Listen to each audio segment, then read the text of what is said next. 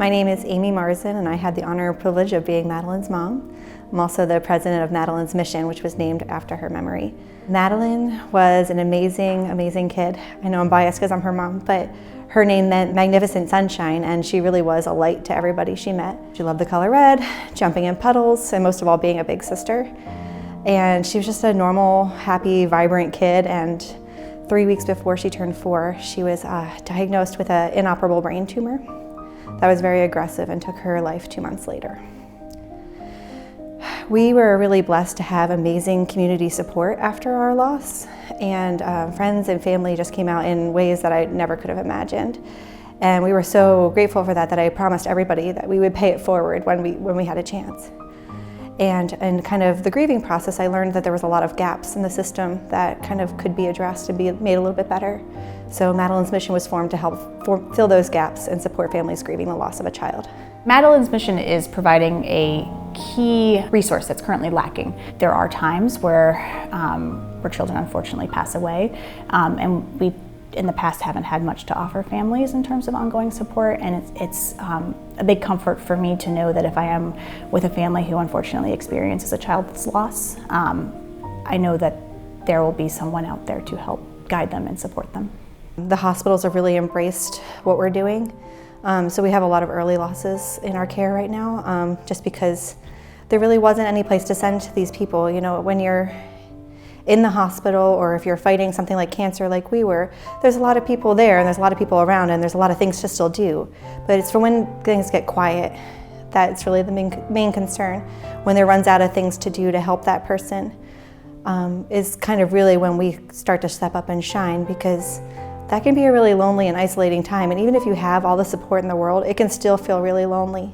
So we want to make sure that they know that we're right there missing them alongside with them, and we can help you find someone to talk to if you would like a resource connection, or just someone to text that day and say, hey, you know, I know yesterday was hard, how's today? Because grief really does change day to day. Lost parents are trying to figure out, you know, how do I best memorialize my son, and what do I do with his nursery, and even simple things like, how am I going to go grocery shopping today, you know?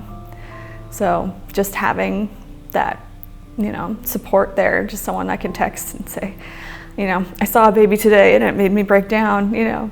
Right now we have 2 major fundraising initiatives. The first is for cuddle cots that we're purchasing for our local hospitals. We hope that every hospital in Maine will one day have a cuddle cot, whether we get them or they buy it themselves. What a cuddle cot is it's a bassinet, and from the outside it looks like your standard infant bassinet. It has a pad underneath it that has a cooling element that keeps the bassinet cool. It has a soft cover. And what that does is it helps sort of slow down the natural process that occurs after someone has died.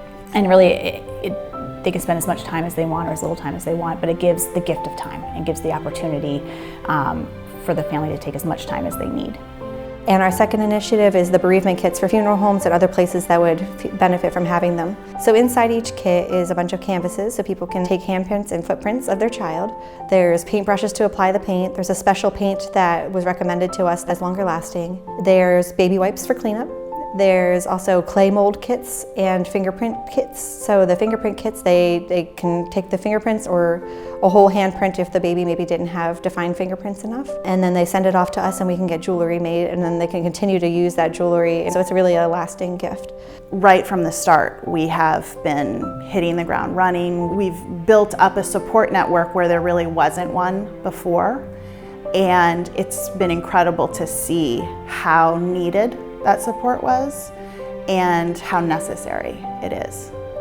I'm so glad that Amy created Madeline's Mission. I mean, knowing that there's more support and that it's growing support, and, you know, to know that there are people out there that do know and will always be there. It's, you know, it's a huge light in the darkness.